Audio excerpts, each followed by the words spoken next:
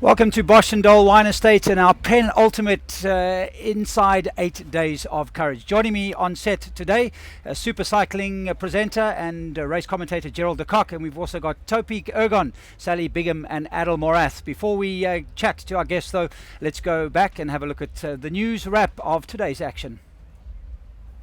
Cool, cloudy conditions greeted the 488 teams still in the race at the start of Stage 6 at Boschendal. The 69 kilometres was counterbalanced by 1,800 metres of climbing and more single track per kilometre than in any other stage of the race, overnight rain ensuring it would be in near perfect condition. The first of the many climbs on the lower slopes of the Simmonsberg Mountains saw the lead group split, with race leaders Plattenhuber of Team Bulls, Cannondale Factory Racing and Dolomiti Superbikes separating from the rest of the elite bunch. Pericles Ilias, the 2012 World Marathon champion, and Portuguese champion Tiago Ferreira were keen to gain some reward for their aggressive but fruitless efforts earlier in the race. They entered the switchback-rich Skyfall descent to the Banhoek Conservancy with a minute's lead over Fumic and Avancini of Cannondale, and were in their element as they sped down the immaculate hand-built trails. Over the last section of rocky single-track, Fumic and Avancini pushed hard but were unable to dent the Dolomiti lead. And an ecstatic Ilias and Ferreira crossed the line at Boschendal a minute and 19 seconds ahead of Fumic and Avancini for a win they have worked hard for all week. We started, in the prologue we had a flat tire, then we had a mechanical problem. I broke my bar, and then some stages not so good, some stages we was trying, but we couldn't find the timing. But today everything worked, and we took that victory. The Sasol women's race has been dynamic, and the Spurs specialised team of Ariane Kleinans and Anneke Langval were prominent at the front of proceedings in their leaders' orange jerseys, but were not alone as Sabine Spitz and Jana Balamoina matched their tempo. The Sport for Good team were just under 5 minutes behind the second-place Topik Ergon team on GC and hunting a second stage win in a row as they continued to get stronger as the week progressed. Content to defend their position at the top of the leaderboard, Langval and Kleinans could only watch as Spitz and Balamoina, who are 21 years apart in age, upped the pace and powered to the finish to take the win. Barring an incident or accident, Plattenhuber should win the Absa Cape Epic on Sunday, and the scenario is the same in the Sasol women's race, where Langval and Kleinans are dominant.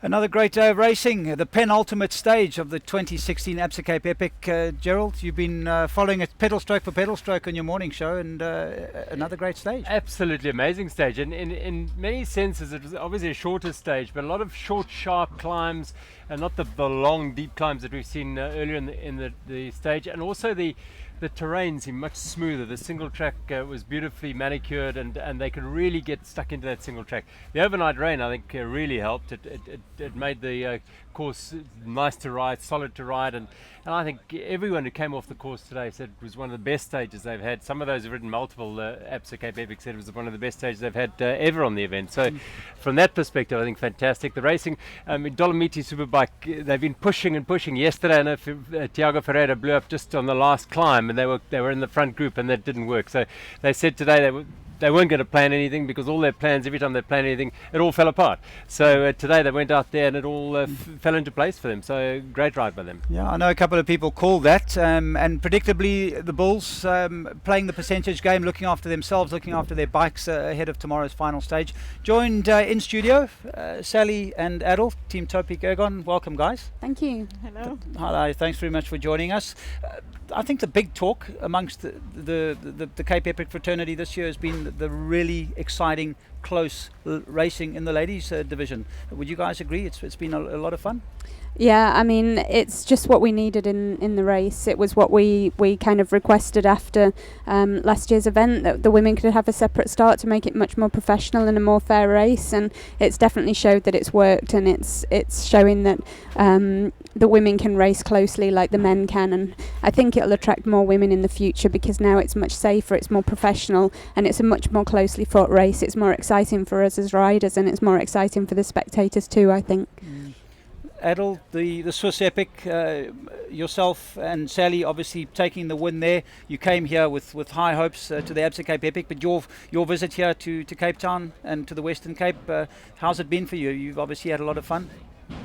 Yeah, I mean, Sally and me, we had a very good Swiss Epic last year, and that's why we are here together.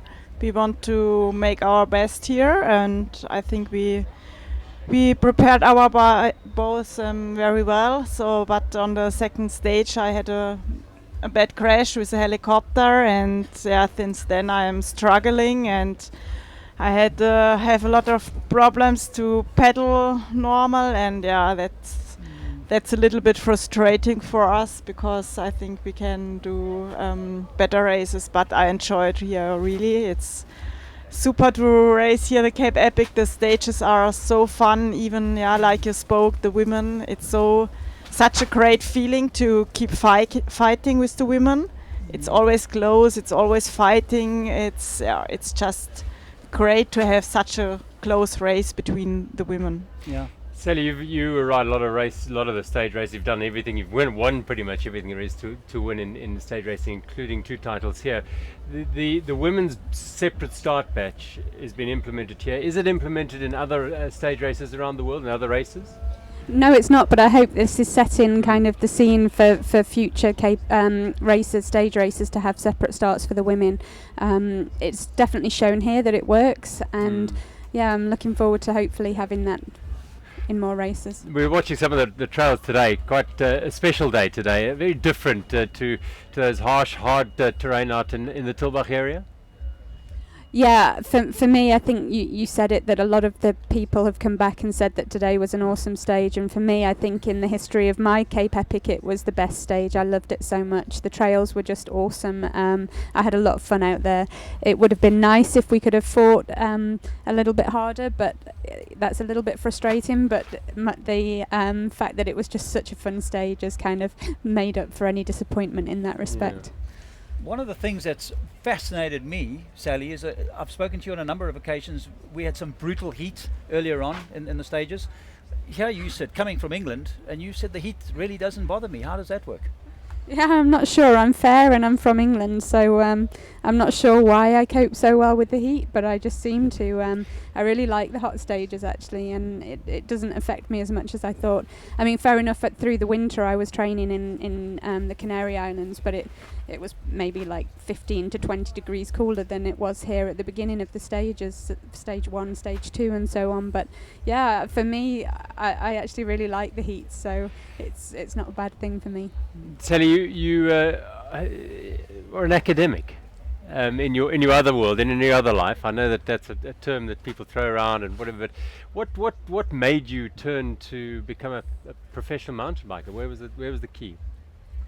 So in my previous life I was an academic. I have a PhD in which I researched autism in young children. Then I had a lectureship at university, so I continued my research and I taught psychology to undergraduate students and master students. I used to run, but I'm terribly bad biomechanically for running, so I picked up a mountain bike and realised, hey, I can actually go further, I can do more, I can see more, and I can push myself harder with the bike. So I started to ride more and more, and then I realised actually I was quite good at it and better than I was at running. And slowly but surely I progressively kind of reduced my hours at work from 5 days a week to 4 days a week. Then I went 3 days a week. Then I had a sabbatical for 1 year. Then I extended the sabbatical for 2 years, and then I went full-time pro. So, and how long have you been not sort of working and full-time now? Oh, I think this will be like my 5th or 6th year. Okay. Adele, have you followed the study route, or did you go straight to mountain biking? No, I actually came from cross-country skiing, so I was cross-country racer, and I start in the summer. I have mountain bike and a group, and I had a lot of fun on the bike, and then I switch, and it works well, and normally I am a cross-country rider, so it's a new experience also to be here, and I really like it. So I always looking after the Cape Epic, and in my dream it was always to race here, and this year I get the opportunity to race with Sally, and it was a great motivation for me to be here. And has it lived up to your expectations in terms of the trails, the quality of the riding? Yes, of course. So I'm really positive surprised. So lots is made of the difference between and the demands of cross country racing and marathon racing, and how they affect each other. I know Sally does some cross-country racing in order to prepare herself for marathon stage racing. You probably do the other way. Marathons prepare you for cross-country?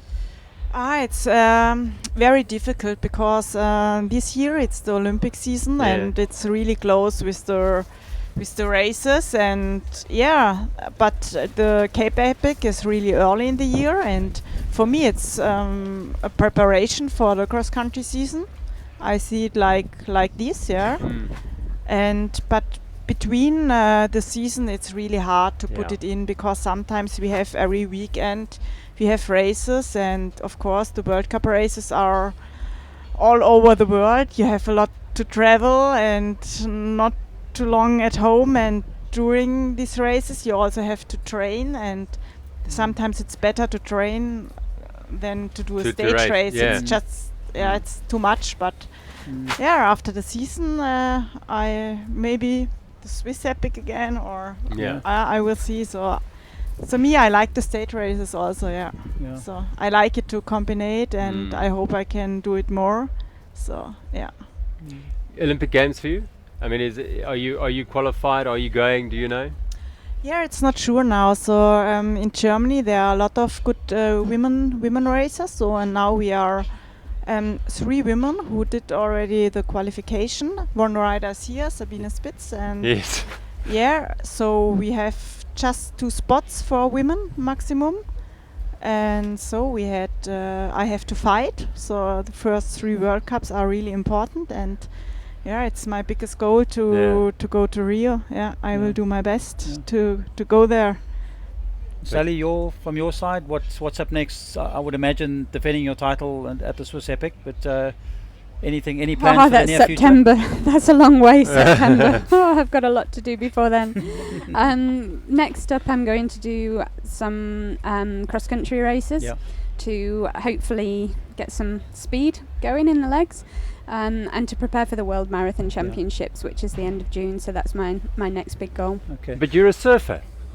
Yeah. You do surf, eh? Yeah, well, windsurf. I'm a better windsurfer than surfer, but when there's no wind, then I try and surf. Look, there at Mirandal, as you finish tomorrow, just about 40, 50 k's up the coast, one of the world's finest, Langebaan, it is, windsurfing and kiteboarding areas. Yeah. A couple of days off, going. That would be nice. Oh, I've thought about it. Even Big Bay, Big Bay, it's just there. There's sharks there, though. Oh no, it's too cold for them that side. Really? Yeah. Sure Don't worry about that. that. I don't like sharks. Guys, thanks very much for joining us. It's been a pleasure, Thank you. best of luck for tomorrow's final stage. Thank you very much. Good luck. Thank you. There we go. That's Topik Ergon, and time now for our Dimension Data Nugget. These guys have been bringing us the nugget every day, some wonderful analytical information about what goes on inside the race, and we're going to go to today's nugget, which should come up on screen shortly. There we go, Gerald. This is basically the overlay of the GC positions. Through the week, every stage. So the red obviously is Team Bulls, who led from the very start of the event. Centurion Voda by Mirdal, Robach and Fromme finished down in 5th place, I think it was, on stage 1, and then elevated up the lead up into the leaderboard, and they've been in second all the way. Obviously, Topik Ergen, Alban Lecata and Christian Heineck, they started rather poorly, as you can see down in 9th place. They're the green down there. Then they had to abandon on stage 3, but they got themselves up to 2nd place there. The other movers here are Topik Ergen Racing 2, which is quite interesting because that shows the dynamic of when Lecata and Heineck withdrew on end of stage 4, in fact it was, they in the middle of stage 4. So Eric Kleinans and Jeremiah Bishop started to climb the leaderboard, because now they were set free and could and were able to race. And in fact, they finished 4th today on the stage. Today, So that shows that they've moved up quite nicely. And those others have moved up their bulls too, because they've been riding in support of Carl Platt and Urs Hoop, and once they'd done their job, I think, and this is what you can see here, Bulls, they had to be quite conservative, down 10th, 11th, 12th the first few days. Once they'd put Carl and Urs in the driver's seat, right up there, 9-10 minute lead, they were set free on stage 4 to go and chase a stage position. They finished third on that stage, and since then they've been inside, in and around the top 5 or 6. So it's a fascinating graphic, this. It is. There we go, and that's our Dimension Data nugget of the day. And in a short while, we're going to be chatting to some of the guys from Dimension Data, to Wolf and Adam, and we'll be going into more detail about their involvement in this 2016 Absa Cape Epic. Time now for the Riders' Eye View. Sarah Haig has been doing a wonderful job taking us into the lives of the riders behind the scenes. Today, Sarah takes us to the Chill Zone and the Rider Lounge. Hi and welcome to today's Rider Eye View. We're in Boschendal. It's downhill from here and the finish is imminent. You're bound to find quite a few riders in the Castle Light Chill Zone or the Absa Rider Lounge. Hello, is it still happy hour? Yeah, you got 3 minutes left. Awesome. Can I please have 4 Castle Lights? There'll be 8. And now I'm going to pay with Zapper. There we go.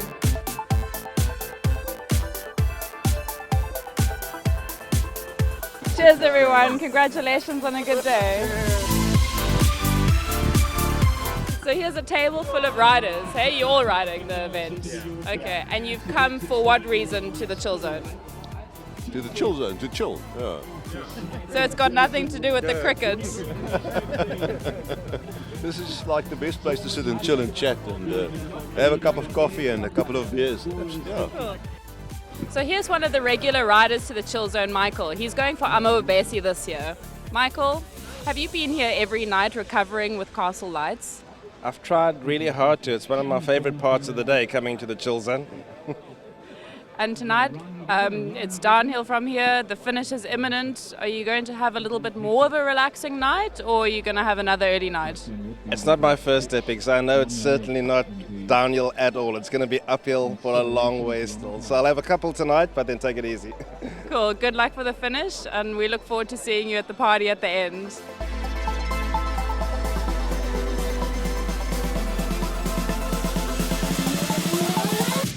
So we're on our way to the Absa Rider Lounge, and this is the place near the rider tents, near their living area where they can really relax and enjoy themselves.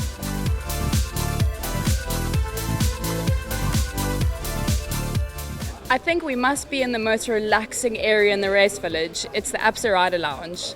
I'm with Ruan at the moment, who's looking after all of the logistics for Absa. Welcome, Ruan. Thank you so much for offering this to the riders. Can you tell me what is happening here? Why is it so special? So mainly the area is a relaxation area. So we try and incorporate as much relaxation elements into it.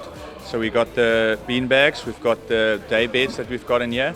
We've also got an ice bath that will help them relax.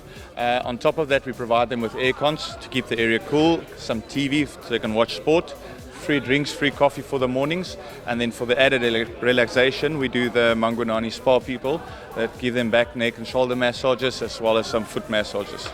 That sounds amazing. Thank you so much for everything you do. Well, that wraps up our Rider's Eye View for today, and have a good ride tomorrow.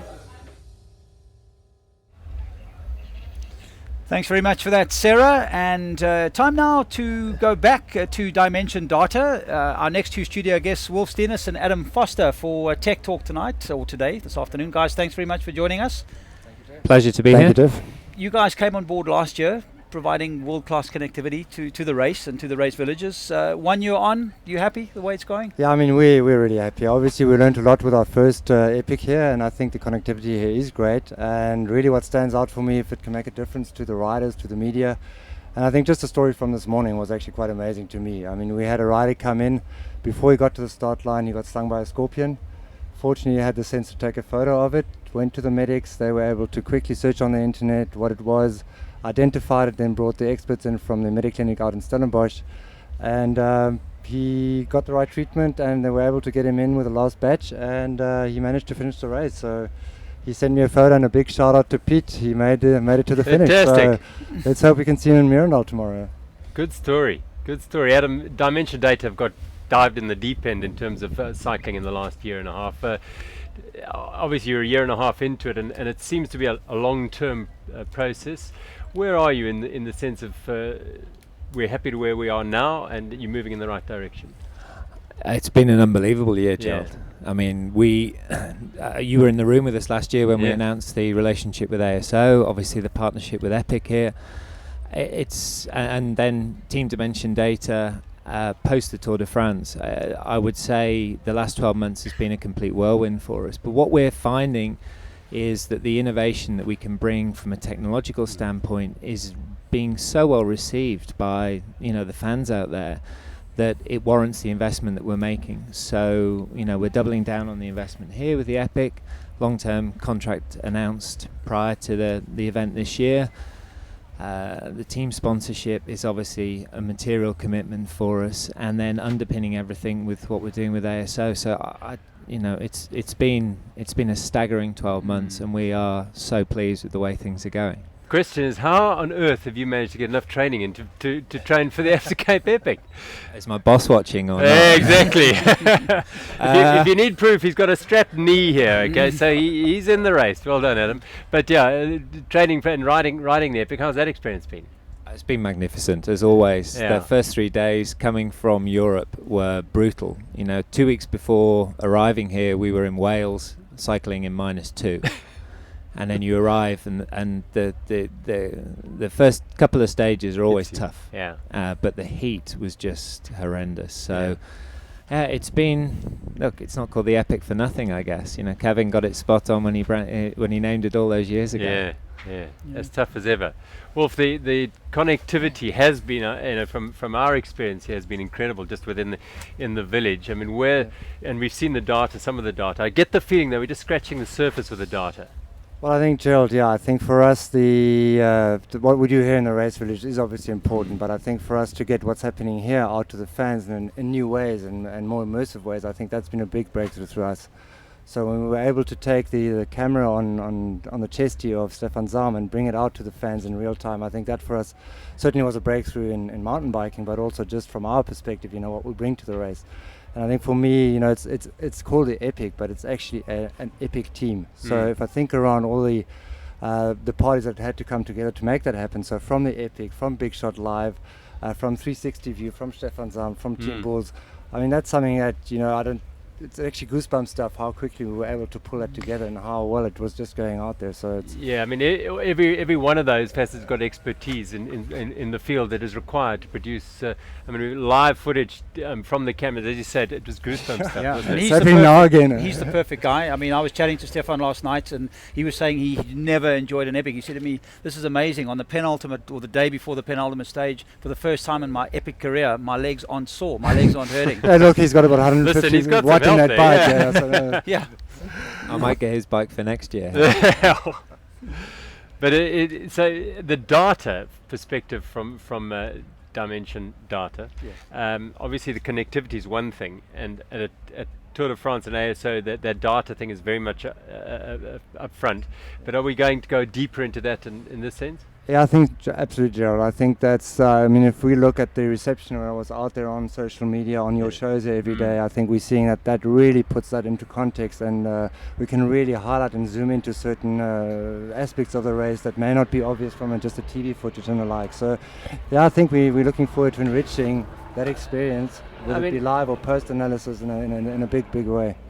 What I can't wait to hear, Jeff, and to see that data, and I think it'll happen, is when Adam comes back next year and rides, and we can then say, well, this is Adam Foster's speed going up the climb, and this is Carl Platt's speed going up. Then we can equate that, and your heart rates. And remember, we are a sponsor of this event, Gerald. It'll be interesting to see. What better way to do it? No, but absolutely. I said to the guys this year, in all seriousness, I think the availability of data into the public actually shows the difference between world-class professional athletes and weekend journeymen, such as myself, and it's humbling. You see these guys and the pace they ride. We're all riding the same conditions out there, but the speed that I have got no idea how they do it. No, it's you know, you put phenomenal. me on an e-bike, there's no way I could keep up with these guys. Yeah.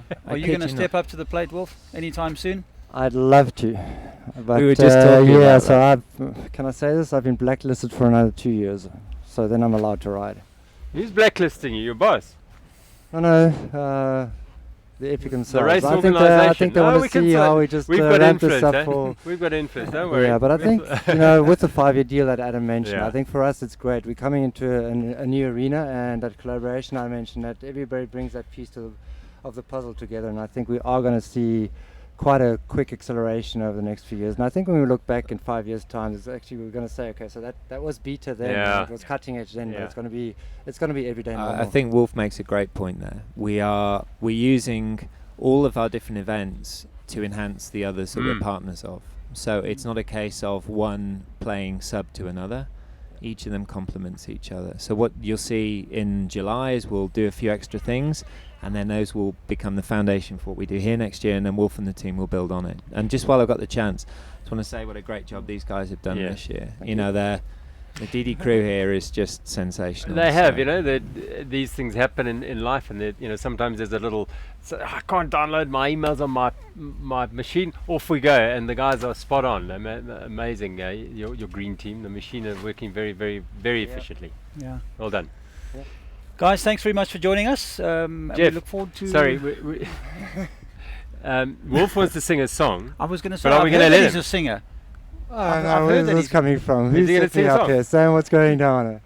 No, but I do think so. Some of the things we brought here as I suppose it's nice for the riders, like we're doing on the hotspots and the robot that we've got. But just looking at the incident this morning, I mean, we've got virtual patient observation units that are sitting in hospitals, and so that the patients can talk to their family, etc. But we were thinking, why don't we bring that here? So the race village here, the medical tent is connected to all the experts around the world for any type of incident. You know, the That's hospital remarkable. in Stellenbosch, and then I think we can do great things there as well back here. Remarkable. So it'll be karaoke with Wolf next time around here at the. Glad I got out of that one, eh? He'll be in another tent. We'll be in the medical As tent. long as you don't expect him to have a partner. But we haven't mentioned the cricket, of course, at all. We don't know anything about cricket, do we? Was there Do we, cricket Adam? on last night? Yeah, no, there gentlemen? wasn't. No, we're It's not funny. talking. We're not I think it talking was about rained cricket. out. The Was guys it rained actually out? said they were going to turn the internet connectivity off for a while, and I asked them not to, just 'cause, just for once, England finally. Yeah, don't dine out on it just yet. Why not? Early days. You guys dine out every What a- time you beat the Palms. Yeah, we are getting quite plump on that, I must say. Adam, well done. Good riding. And Wolf, gee, amazing connectivity. Thank you so much, Yeah, well Gerald. done, Wolf. Thank you, Fabulous Jeff. job. There we go. Thanks very much, guys. Time now for our epic Energiade moment, and keep a close eye on this one. I think it's going to be entertaining.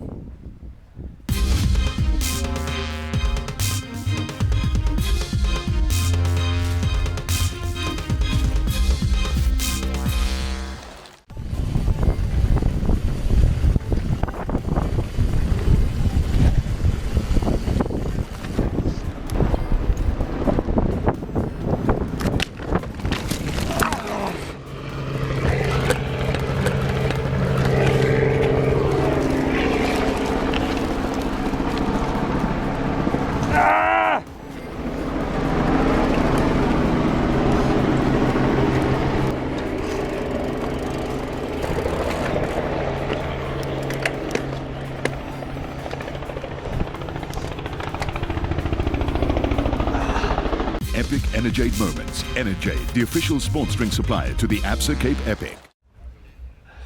And that's the very man we were talking about a few moments ago, Gerald. Stefan Zahm, the samurai, just after he told me that his legs hadn't been hurting, well, hopefully the rest of his body's not hurting. I tell you what, doesn't that make us feel good, Adam? Adam just couldn't believe it. Have you had a fall in this epic? I fell off today. Okay. Over a bridge doing 2 k's an hour. So he was doing a little more than that on that Yeah, bike. obviously wasn't wasn't trying hard enough. You know, come on. he? On the e-bike, and you just notice how he flicked through the gears to get the e-bike going to catch up to the guys ahead of him. They're amazing. But yeah, it can happen to the best. 3-time winner, and he crashed. There we go. Stefan Zahm, hopefully he's all in one piece. I'll catch up with him a little later. Time now for the fly-through. Tomorrow is the final stage. Leaving here on our way through to the grand finale in Mirandol, stage 7. Let's take a look at what the riders can look forward to tomorrow. Stage 7.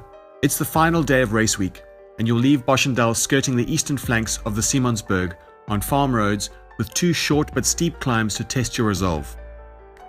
Water point 1 is at 19 kilometers, and 3 kilometers later, both the final hotspot prizes are up for grabs. Enjoy a couple of short sections of single track before regrouping with the friends you've made in the week. Aim to get into a good rhythm to get you through the next 34 kilometers of district rolling roads. If the wind does pick up, it'll be a headwind. Also, it'll be dusty out there. Make sure you refuel at the second water point at the 42 kilometer mark. You'll also hope that your mechanic checked your tires are filled with sealant, because there's a devil thorn strewn patch of farmland after the third and final water point of the race at 64 kilometers. You can almost start to smile as you head for Mirandal, but it is not over yet. There is still a farm road climb up to the base of the Cobra, and this is a steady single track climb which brings you back to the crafted trails of the Tygerberg Mountain Bike Club at Hoogekral. The final Land Rover technical terrain section will test your composure on the Widowmaker descent, and those with tired arms and legs would make a wise choice to take the chicken run. As you leave Hoogekral, the last 8 kilometers stretch is a final testing climb up through the vineyards, which you will remember from the prologue a week earlier. You end just as you began, on the berms and manicured trails of Mirandal, having come full circle. You will have truly earned that finisher's medal, on which we are sure you will agree has been one of the best Absa Cape epics ever.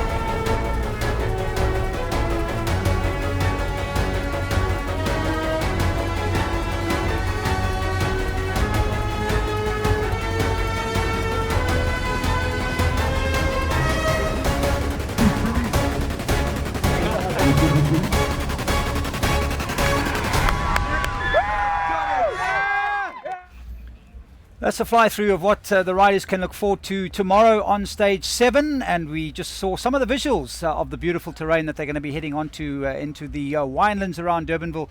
Gerald, 86 kilometers on 6-day-old legs, 7-day-old legs.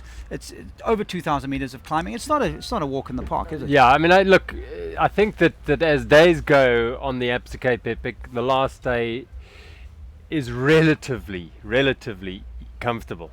It's all, as I said, relative to your backside on the saddle and your legs and all that sort of thing. And those through the basically the Swartland area, it is quite dry, and those undulations will get you home. But then again, those sharp needles at the end there will add up to that 1,200 meters of climbing, and that's when it gets a bit painful. But I think, everyone's got this far. They've got one more day to go. Keep it safe, keep it sound, and they'll all be. I mean, you saw the emotion on the end there. It's just incredible. It'll be an amazing day. Yeah, it's actually 1,200 meters of climbing, just in case any cyclists are listening and suddenly getting rigid. 1,200 meters of climbing. Guys, we welcome Songo.info, Christoph Sauser, Absa Cape legend, needs no introduction, and Sipo, who's been riding. Thanks very much for joining us, guys. How's it been for you? Very different, I would imagine. Put yourself in the same position last year, Christoph. You were about to become the winningest rider in the Cape Epic this year. Had fun out there? Yes, absolutely. Sipo and I, we know each other since a long time. Sipo grew through the program Songo.info from the first year on, and ever since we know each other very well. And he's training with me, I'm with him in Stellenbosch, and it's actually incredible that we could ride the Absa Cape Epic this year. Sipo, you've done a few of these. You finished 4 or 5? I finished 4. 4. Last year you had an issue last year, I think. Yeah, last year I had a knee problem, so I had to pull out. So that's a university, studying for university. This is the master's and doctorate degree you're doing here. You're riding with a professor of mountain biking at the Absa Cape Epic. How's that been? Do you feel you've learned a lot? Yeah, there's a lot to learn almost every day, and for me this epic was more like growing experience and getting ready for the racing in the future. And I learned a lot in the past few days, and sometimes it felt like it's a bit too much, but it's always nice to suffer on the bike sometimes. So it was good. It's a really good experience. Is that one of the things you've learned? Is how much more you can suffer? Yeah. I mean, I always push myself and think I'm pushing myself to the limit, but I actually know like I can go even further. So I learned a lot in this epic, and it's really cool to ride with him. Christoph, having Susie on as your partner on the Absa Cape Epic, has he lived up to your expectations this year?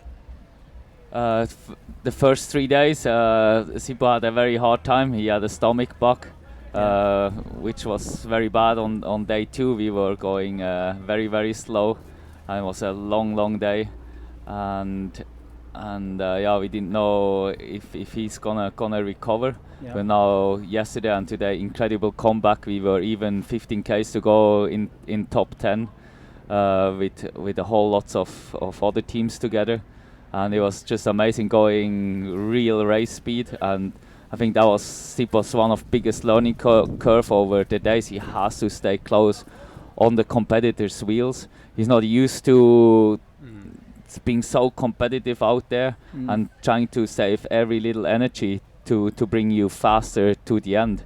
And I had to tell him many times, stay on my wheel, going through the feed zone fast, don't take your time. You have to be calm, efficient and fast in the feed zone and on the bike. And how's it been from your perspective, going from a point where you were racing at the very sharp end of the field to being able to go a little bit more relaxed and helping somebody through? Has it been a big change in your headspace? It's definitely a change. I could come here very relaxed, especially also we have such a good team, and actually it's almost or not almost, it's completely pro setup we have. There's no difference from all the other years, so that's super nice to get still that support, and then not racing for the win, that's no problem for me. It's much harder when you wanna win and then suddenly you find out you can't win. But here it's the mindset you go into, and I knew it's gonna be between 20th and 30th place, and then here we are. We both enjoying it very much together with the whole team. Sipho leading you out up the climb again, him and Christoph. Yeah, Sipho is a strong climber. He knows where he comes from. Yeah, you know that you today almost like home territory for you, Sipho. These trails. Yeah, it's always nice to hit the home trails, but to actually ride them on the epic stage, it was pretty special. I really enjoyed it, and it was even better like after the fire and the rain last night. So it was a really good day. Susie, you've got a little tradition, the ride home after the grand finale at Merendal. Tell us about that. How did it start? Well, actually thought we're not going to do it tomorrow, but then Connie Loser told me, do we ride home tomorrow?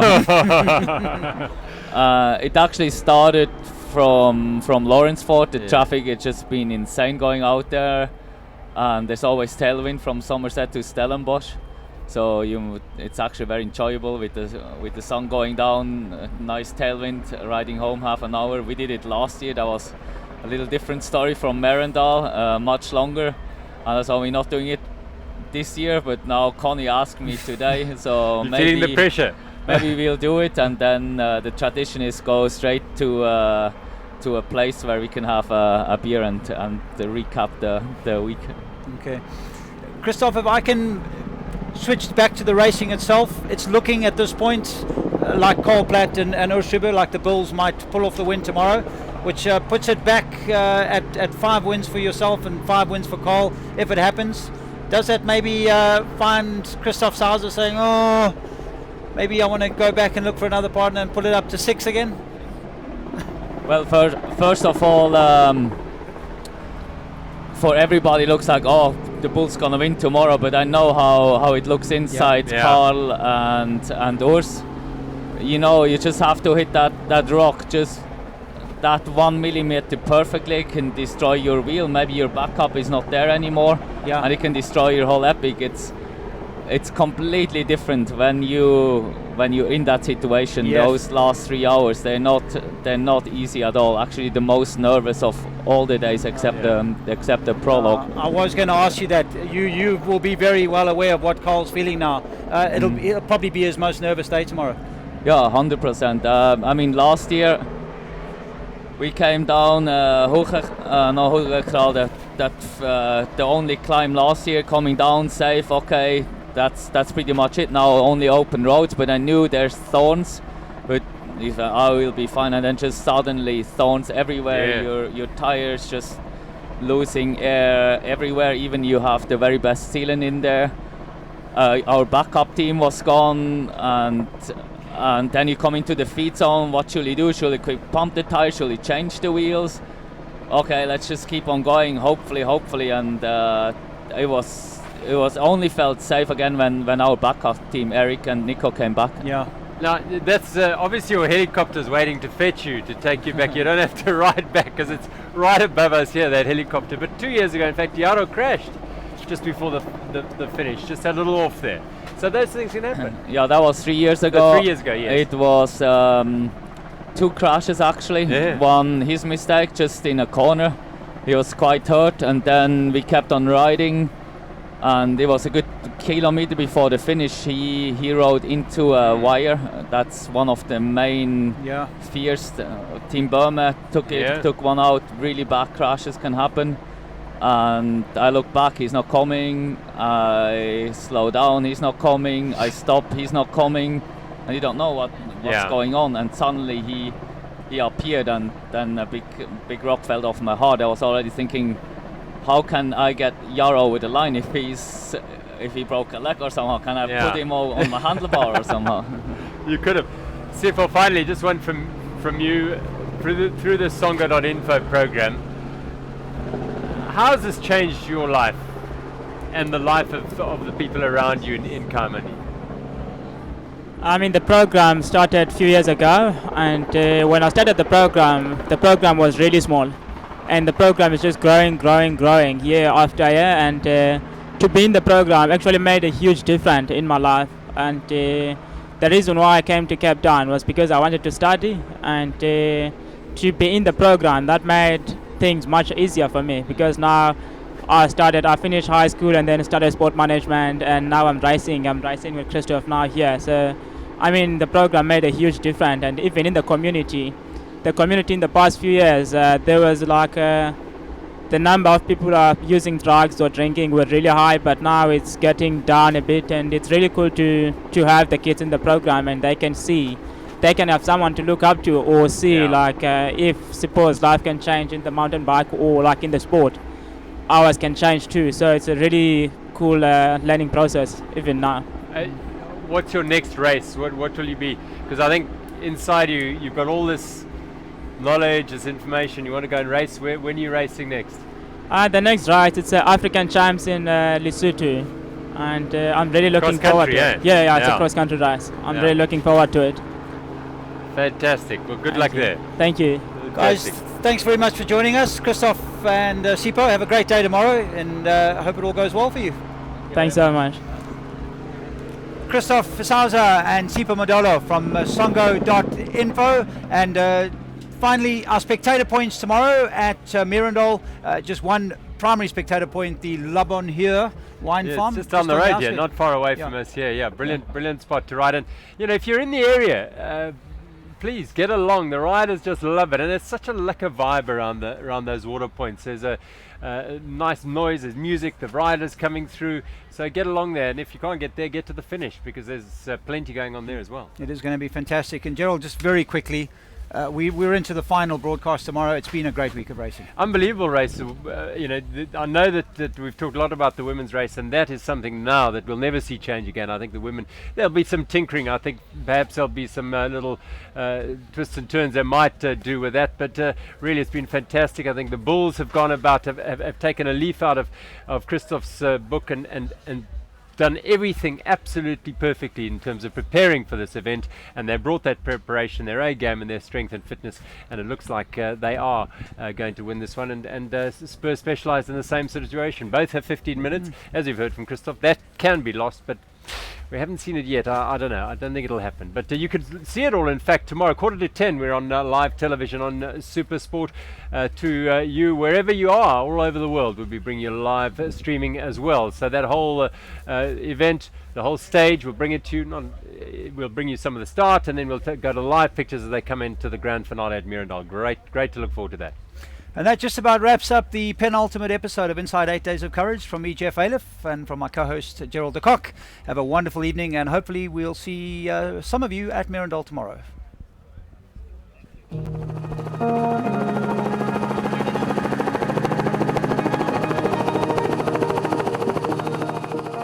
Yeah, we came here me and Diago, we have our dynamic, it's very good. But after stage 2, we had bad luck because of my handlebar, and then we was out of the game. And we are trying every day to take some victory.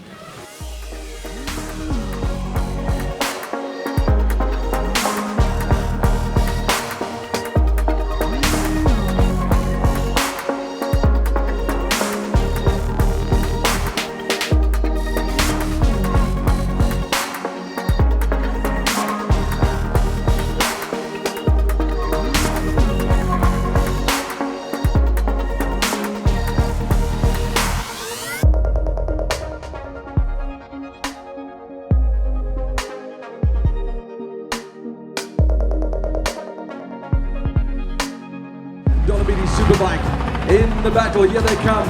They're well ahead. Please welcome Pericles Ilias and Thiago Pereira, winners, stage 6.